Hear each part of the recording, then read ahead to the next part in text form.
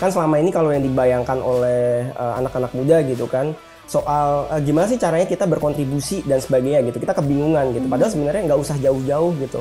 Tahu, oh iya ya, polusinya parah banget kayak gitu. Akhirnya mulai diedukasi tuh, oh ini loh sebenarnya bahwa itu tuh dampak PLTU. Bahwa Jakarta itu dikepung oleh PLTU gitu kan. Nggak hanya PLTU yang memang untuk menjadi sumber listrik kita yang besar-besar di Suralaya itu biasanya ada belasan jumlahnya, tapi juga ada PLTU misalnya kayak untuk yang khusus dibuat untuk industri. Smart viewers, kalian pernah dengar nggak nih Project Wibu for Planet? Project dari Trend Asia yang berfokus untuk mendorong penggunaan energi terbarukan. Loh, project tentang energi kok bawa-bawa wibu sih? Project dengan tagline No Wibu on a Dead Planet emang unik banget nih Smart Viewers. Pasti kalian makin penasaran kan? Yuk nonton terus episode kali ini karena kita udah ditemenin sama Civa dan Vina dari Trend Asia.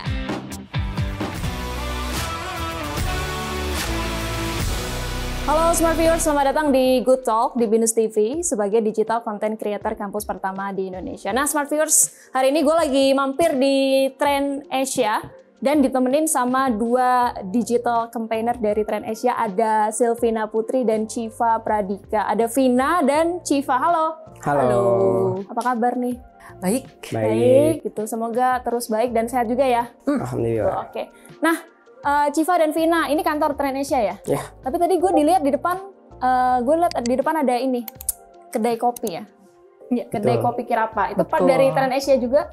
Ya betul, itu juga kedai kopi Kirapa yang dikelola sama Trend Asia. Dia buka dari jam 12 sampai sekitar jam 8-9 malam. Jadi mungkin kawan-kawan kalau ada yang di daerah Pejaten bisa mampir ke kedai kopi Kirapa, bisa juga ngobrol-ngobrol sama kita sih. Oh bisa juga ya gitu. Karena kalau Trend Asia ini fokusnya di energi transisi energi baru ya? Energi terbarukan. Energi terbarukan. Oke. Nah sebenarnya kita mampir hari ini mau ngomongin salah satu campaign terbarunya dari Trend Asia ya, namanya Wibu for Planet gitu. Tapi sebelum kita ngobrol lebih jauh tentang itu, Smart Viewers kayaknya mau tahu dulu nih, Trend Asia itu apa sih gitu?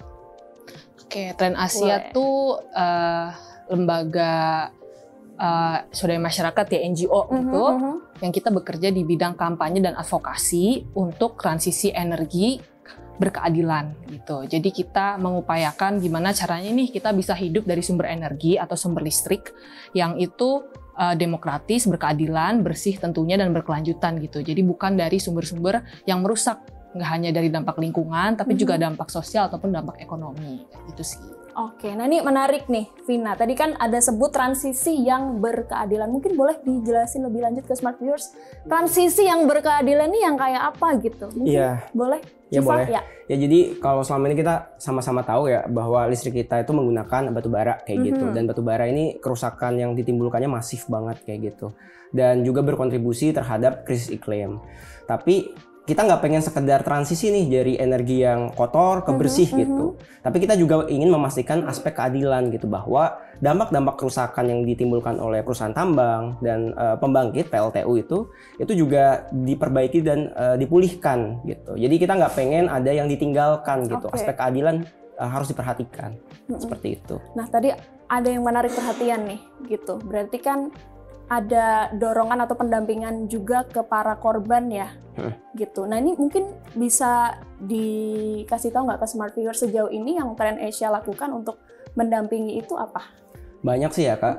Mungkin salah satunya yang kita lakuin tuh di PLTU Cirebon gitu. Jadi kita sebelumnya mendampingi masyarakat di sana, dibantu juga teman-teman koalisi, kita melakukan gugatan litigasi gitu. Jadi kita menggugat soal pembangunan PLTU Tanjung Jati A yang itu klaim kami ya gitu, berdasarkan fakta yang kami ajukan di persidangan gitu, bahwa saat ini kondisi pembangkit di Jawa gitu itu udah oversupply gitu, dan nggak relevan lagi ketika mau ditambah pembangkit baru. Itu satu. Kedua, dampak kerusakan lingkungan yang ditimbulkan oleh emisi gitu itu juga berkontribusi kepada kematian yang banyak gitu. Jadi memperpendek angka usia harapan hidup. Kemudian juga dampak-dampak kerusakan lingkungan di masyarakat sekitar gitu, petani tambak garam dan sebagainya, akhirnya turun gitu secara omset pendapatan gitu. Dan kami melakukan gugatan dan akhirnya menang gitu. Dengan salah satu presiden baiknya adalah mempertimbangkan dampak kerusakan iklim gitu sebagai satu bentuk yang diakui secara hukum gitu kurang lebih. Oke, menarik ya. Terus dari situ juga kalau yang gue baca, gue tonton di sosial media ini ada juga campaign terbarunya dari Trend Asia namanya Wibu for Planet. Iya. Ya. Kalau nggak salah, No Wibu on a Dead Planet ya? Iya betul. Nah itu bisa dijelasin nggak lebih lanjut maksudnya apa dan sasaran targetnya berarti Wibu dong? Iya betul. Ya udah jelas ya karena judulnya Wibu. Tapi mungkin bisa dijelasin lebih lanjut kenapa harus Wibu for Planet?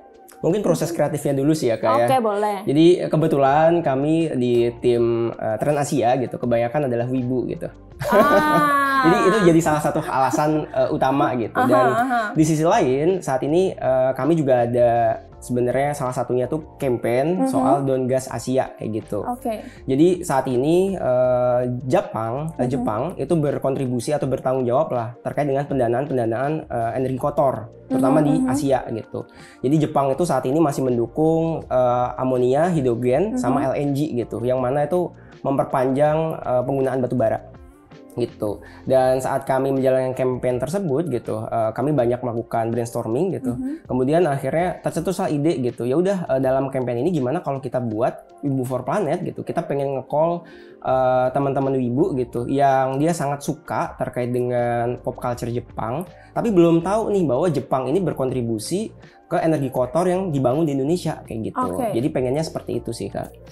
Ya, mungkin nambahin juga gitu ya. Boleh. Mungkin kawan-kawan penggemar anime atau manga gitu kan pasti udah nggak asing lagi dong sama trope-nya misalnya komik atau anime shonen yang banyak gitu kan. Di sini biasanya trope-nya itu adalah menyelamatkan dunia dari sebuah kekuatan jahat gitu, dan ada sosok-sosok terpilih nih yang jadi karakter utama gitu. Sebenarnya dari proses kreatif itu kita juga melihat bahwa sebenarnya apa yang kita baca di manga, apa yang kita tonton di anime itu terjadi loh di saat ini gitu loh. Bahwa ya dunia kita tuh memang sedang berada dalam krisis gitu, sedang ada kekuatan jahat nih yang mau mengancam kehidupan kita semua gitu. Dan sebenarnya ini loh waktunya buat kita gitu, kamu untuk jadi hero-nya nih. Ini loh saatnya kamu buat jadi orang yang mengambil aksi itu untuk turut menyelamatkan dunia kayak gitu sih. Jadi kita emang ngajak teman-teman buat yuk kita lawan yuk misalnya kekuatan jahat dari energi fosil yang menyerang dan membuat krisis iklim kayak gitu sih. Oke, menarik ya. Jadi sesuatu yang fresh tentunya gitu. Tapi berarti ini udah rilis ya? Iya sudah. Campaign sudah ini ya. Kalau boleh tahu kapan ya? Akhir Februari ya kalau nggak salah. Akhir Februari tahun ini ya? Iya akhir Februari ya. Pertengahan Februari mungkin ya. Nah ini berarti selain targetnya adalah Wibu sendiri yang udah dilakuin sejauh ini, pasca rilis ada kegiatan kah dan semacamnya gitu? Oh belum. Tapi nanti kami insya Allah lah ya akan ada launch gitu kan event kreatifnya gitu. Tapi tunggu aja lah itu. Kurang lebih di awal Mei. Di awal Mei gitu. Ada apakah itu di awal Mei gitu? Ibu, ada yang tahu awal Mei ada hajatan apa gitu, mungkin bisa ketemu kita. Berarti kalau mau tahu informasi update-nya kalau gue sih lihatnya di Instagram ya. Tapi ada sosmed lain nggak sih? Instagram dan Twitter. Tapi sejauh ini emang kami fokus di Instagram kayak gitu. Oh, berarti kalau misalnya mau lihat update-nya ya ke IG-nya aja ya, Wibu for Planet. Oke, nah dari Wibu for Planet itu tujuan yang mau dicapai, tadi kan udah di-share nih ya filosofisnya dan proses kreatifnya seperti apa. Tapi yang goals yang mau dicapai apa sih? Mungkin dari Shiva atau Vina? Tujuannya ya memang kita juga mau membangun komunitas juga sih Kak. Jadi emang kawan-kawan di sini yang punya kesamaan hobi misalnya atau ketertarikan terhadap satu anime, manga dan pop kultur Jepang, dan tentunya dua menyelamatkan lingkungan, memperjuangkan kehidupan kita yang lebih baik kayak gitu sih. Karena kami percaya bahwa dua hal itu tuh saling berkaitan sih. Paling tidak aspek keadilan lingkungan itu sangat penting buat kita untuk terus menjalankan hidup kita gitu, dan ataupun memastikan bahwa kita tetap bisa melakukan hal-hal yang kita senangi misalnya, atau lebih banyak orang bisa melakukan hal yang mereka senangi kayak gitu sih. Ya persis. Oke. Mungkin mau ada tambahan lain? Coba. Oke. Tapi yang bikin gue penasaran nih, berarti kan kalian melihat ada sebuah opportunity yang gede ya di campaign itu gitu, dan makanya memanggil teman-teman Wibu gitu. Tapi rasanya tantangan terbesarnya juga kan menyatukan, kalau tadi goalsnya adalah komunitas kan, menyatukan dan membuat itu kan jadi tantangan yang besar gitu ya. Yang udah dilakuin ada nggak? Atau misalnya proses-proses menuju ke arah sana udah ada bayangan nggak sih? Karena nih kalau jadi akan semenarik itu gitu. Tapi mungkin tantangannya di sisi lain akan sangat besar ya gitu. Sebenarnya langkah yang awal yang kami terpikir tuh sebenarnya fokus untuk bagaimana akhirnya kita kumpul dulu sih, ada komunitas gitu kan, ruang belajar bersama kayak gitu. Karena tadi yang disampaikan Vina gitu, kita bisa loh sebenarnya tetap menjalankan hobi kita tapi sembari melakukan perjuangan kayak gitu. Kan selama ini kalau yang dibayangkan oleh anak-anak muda gitu kan, soal gimana sih caranya kita berkontribusi dan sebagainya gitu, kita kebingungan gitu. Padahal sebenarnya nggak usah jauh-jauh gitu loh. Kalian tuh bisa banget tetap berkontribusi, bahkan ambil bagian dengan cara menggunakan pop culture gitu. Jadi kita menggunakan nih tools-tools gitu kan, pengetahuan wibu kita gitu kan. Misal teman-teman mungkin banyak banget referensi soal bagaimana sih film-film Ghibli itu mengangkat isu-isu tentang lingkungan gitu kan, atau bahkan di filmnya Makoto Shinkai gitu kan, dia ngangkat juga aspek bencana di dalam situ gitu. Kita bisa kok sebenarnya menggunakan itu untuk jadi bahan kampanye gitu, bahan komunikasi gitu. Dan tinggal diperdalam gitu, sebenarnya apa sih kaitannya si pop culture ini dengan dunia nyata kayak gitu, karena itu banyak banget. Atau salah satu arc One Piece yang paling ngena juga ya di Aku no Kuni gitu kan, itu kan ceritain tuh bagaimana sih sebenarnya dampak industri itu sedestruktif itu gitu. Nah itu kan sebenarnya juga bagian dari pembelajaran gitu, kita bisa obrolkan nanti dalam ruang komunitas gitu, kita bisa interpretasikan oh gimana sih sebenarnya dampak industri itu saat ini di Indonesia kayak gitu, bagaimana dampak industri ekstraktif, serusak apa sih gitu, pencemarannya sejauh apa sih gitu, itu yang pengen kita jembatani sebenarnya Kak. Oke, nah gue jadi pengen nanya soal yang ini ya, dampak dari industri itu mungkin boleh di sharing ke Smart Viewers, kalau saat ini kondisinya kayak gimana sih, terutama di Indonesia ya. Mungkin Civa atau Vina? Iya. Oke, boleh. Jadi ini dibayangkan aja ya Kak, mungkin akhir-akhir ini terutama ya teman-teman Smart Viewers yang mungkin nontonnya berada di Jakarta gitu. Kita udah tahu lah isu polusi di Jakarta itu bagaimana akhirnya gitu. Tapi tahu nggak sih pada awalnya gitu kan, kampanye isu polusi itu emang ditujukan sejak awal untuk masalah PLTU. Tapi teman-teman ya kebanyakan NGO gitu kan berusaha untuk bagaimana sih membungkus pesan ini agar audiens tuh relate tuh. Relate dulu terkait dengan permasalahan udara kayak gitu. Ketika udah tahu oh iya ya polusinya parah banget kayak gitu, akhirnya mulai diedukasi tuh, oh ini loh sebenarnya bahwa itu tuh dampak PLTU, bahwa Jakarta itu dikepung oleh PLTU gitu kan, ada PLTU gede banget di Suralaya gitu, kemudian ada PLTU kaptif juga dari industri gitu kan, yang ngepung Jakarta, dan ketika ada angin gitu kan, terjebak semua tuh di Jakarta. Nah itu bisa dibayangin, sehingga akhirnya orang aware, oh ini ya berarti dampak PLTU. Kemudian kalau ngikutin pemberitaan terakhir gitu, mungkin ada juga melihat ISPA yang banyak banget angkanya di Jakarta. Nah itu juga salah satu kontribusinya dari PLTU. Belum dampak dari pencemaran secara limbah cairnya juga ya kan. PLTU itu ada air yang digunain untuk mendinginkan, itu air bahang itu namanya itu juga bisa berdampak buruk bagi laut. Karena dikeluarin tuh suhunya biasanya ya kecenderungannya tuh panas gitu keluar. Jadi itu bisa membunuh ikan dan terumbu karang kayak gitu.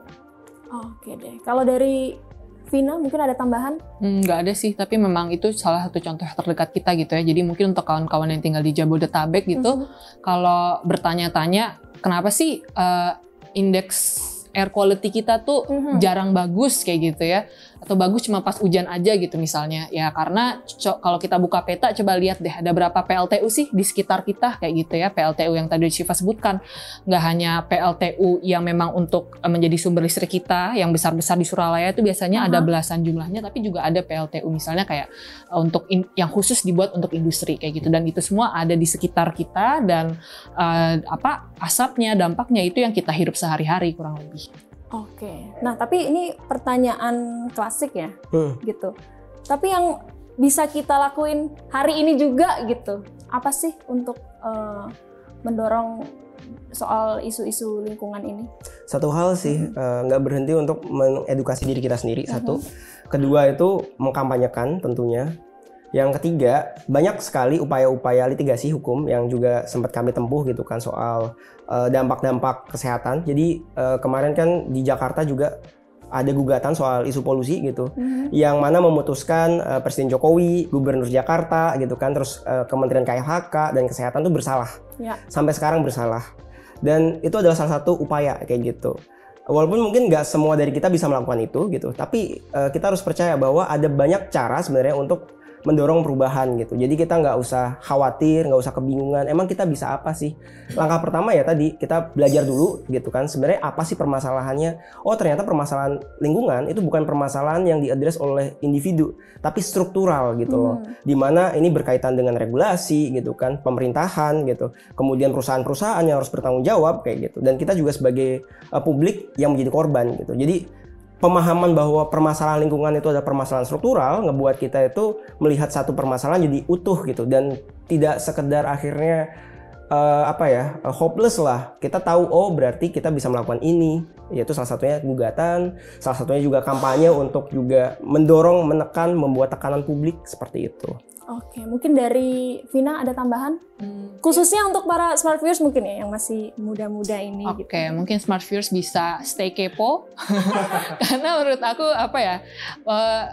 kekepoan kita, keingintahuan kita terhadap suatu isu tuh awal yang sangat penting dan itu seringkali menjadi salah satu istilahnya mungkin nafas dari keterikatan kita gitu terhadap suatu isu gitu. Selama kita selalu pengen tahu sebenarnya apa yang terjadi sih, kenapa udara kita kotor banget, kenapa ada tempat yang tanahnya itu dikeruk dalam banget gitu, atau jalannya rusak-rusak karena dipakai buat truk mengangkut batu bara gitu misalnya. Selama kita mau mencari tahu itu kita akan juga belajar gitu tentang banyak hal dan kita juga jadi semangat juga untuk mengkomunikasikannya ke teman-teman kita untuk ikut ngobrolin gitu loh, kayak ternyata listrik yang kita pakai buat ngecas HP tuh sekarang sumbernya tuh kotor loh, tapi setelah dicari tahu lagi ternyata bisa kok nggak kayak gini, kayak gitu.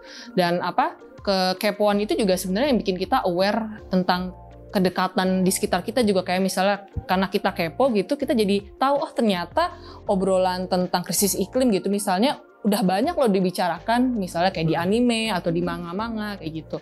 Dan itu membuat hal itu selalu relevan di sekitar kita tuh menurut aku juga langkah yang penting banget, karena kita jadi semacam keseharian kita aja gitu, bahwa kita tuh pengen loh kondisi hidup yang lebih baik buat semuanya kayak gitu sih. Siapa sih nggak pengen hidup berdampingan dengan alam kayak di anime Ghibli misalnya gitu kan? Iya betul banget. Itu. Bangun-bangun, siram tanaman. Iya kan, buka jendela udara sejuk. Keluar nggak harus pakai masker gitu, itu bisa kok teman-teman. Bisa. Kalau sekarang buka-buka, aduh udah bikin bad mood aja ya. Harus pakai masker langsung. Wajib itu. Nah, closing statement untuk jadi penutup di episode kita kali ini. Satu-satu ya, dari Civa dan Vina, ya kan. Khususnya, ini gue tuh seneng banget di episode kali ini karena ngobrolnya juga sama angkatan-angkatan yang muda, ya. Karena di episode-episode sebelumnya angkatannya tidak lagi muda ya gitu. Tapi gue sangat suka gitu. Ngomonginnya tentang isu lingkungan, ada beberapa case juga dan ya langsung dikawal sama anak muda gitu. Nah, karena smart viewers juga usianya juga masih muda gitu. Viewersnya Gen Z kan ya? Gen Z dong. Kebetulan gitu. kita Gen Z. Maka dari itu gitu. Ini harus diperbanyak gitu episode-episode yang kayak gini. Nah, untuk jadi closing statement ya, mungkin dari Civa dulu, boleh? Ke smart viewers. Oke, jadi mungkin yang nggak banyak diketahui gitu oleh masyarakat, terutama anak muda ya gitu, bahwa ternyata energi listrik kita itu bisa banget loh kita ganti dengan energi terbarukan kayak gitu. Kenapa? Karena potensi energi terbarukan Indonesia tuh sangat besar gitu. Kita udah nggak kurang-kurang soal panas gitu kan. Panas banget ya Indonesia kayak gitu. Itu salah satu bukti sebenarnya. Belum lagi soal ombak laut itu juga bisa dimanfaatkan gitu. Belum lagi sebenarnya kalau kita mau cari tahu lebih lanjut, banyak banget komunitas-komunitas di Indonesia yang udah menggunakan energi terbarukan gitu secara mandiri gitu tanpa bantuan PLN. Nah, silahkan nanti teman-teman kulik lagi itu sih. Oke, dari Civa mungkin? Dari Vina. Dari Vina. Ya mengiyakan apa yang Syifa sampaikan tadi. Bener banget karena kalau kita lihat sekitar kita aja gitu banyak banget kok sumber energi terbarukan gitu ya. Untuk kawan-kawan yang berada di wilayah urban gitu mungkin kita udah merasakan panas setiap hari. Kita tahu misalnya waktu pelajaran kita di SD SMP gitu ya, oh panas matahari bisa loh jadi listrik, dan itu juga misalnya salah satu contoh. Ataupun mungkin untuk kawan-kawan yang hidupnya nggak di kota gitu, mungkin ada angin, mungkin juga ada sungai-sungai kecil yang bisa dialiri untuk menjadi sumber listrik. Banyak banget, dan tetap kepo, tetap cari tahu gitu ya bahwa ada sumber-sumber energi yang bisa kita pakai untuk kehidupan yang lebih baik, dan juga tetap kepo untuk cari tahu sumber-sumber energi apa sih yang harus dijauhi, kayak gitu sih. Oke, dan kayaknya campaign ini bisa buat bahan skripsi loh. Persis banget. Persis. Bisa banget. Boleh banget. Bisa banget, bisa langsung mampir ke kantornya Trend Asia, ketemu sama Syifa dan Vina. Dan yang lainnya juga, banyak Sembari yang bisa ngopi juga diajak ya. ngobrol. Iya betul, sambil ngopi kita. Oke, thank you banget Iya. nih Syifa dan Vina untuk ngobrolnya hari ini gitu di episode kali ini. Semoga lancar-lancar terus ya Amin. campaignnya Wibu for Planet, dan kita doakan yang terbaik lah untuk Jakarta, kota-kota lain, dan Indonesia tentunya ya. Gitu. Iya. Untuk harus segera berbenah diri. Oke, dan untuk Smart Viewers, thank you juga udah nonton di episode kali ini. Jangan lupa like dan komen juga. Kita buka kolom komentar untuk berdiskusi tentang episode kita kali ini. Jadi nanti kalau ada yang mau ditanya yang lebih lanjut, nanti kita main lagi ke sini ya. Siap. Oke deh, dan untuk Smart Viewers, jangan lupa subscribe juga YouTube channel Binus TV, dan sampai jumpa di episode selanjutnya. Bye-bye. Sampai Dadah. jumpa.